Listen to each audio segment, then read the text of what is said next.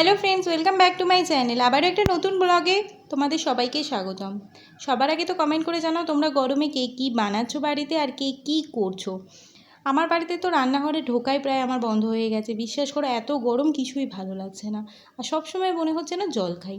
তো আজ আমি বানাচ্ছি সেই ভাইরাল লজেন্স ড্রিঙ্ক। তার জন্য নিয়ে নিয়েছি পালসের কয়েকটা লজেন্স। আমি 4খানা লজেন্স নিয়েছি। তোমরা তোমাদের পরিমাণ মতো নিতে পারো।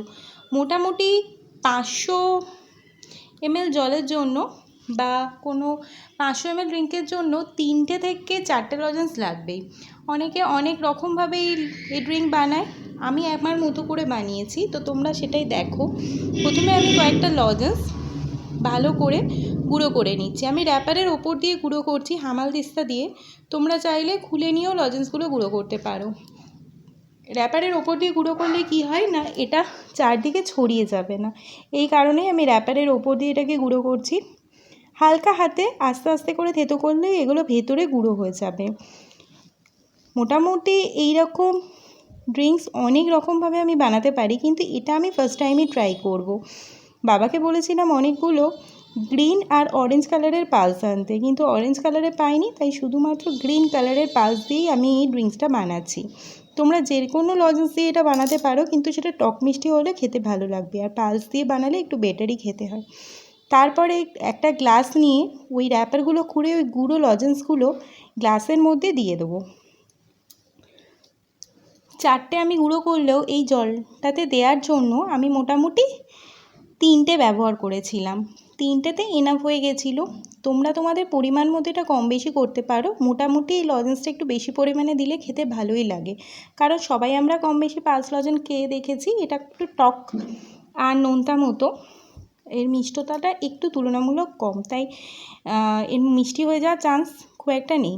কেউ কেউ এটা জল দিয়ে বানায়, কেউ সোডা দিয়ে বানায়।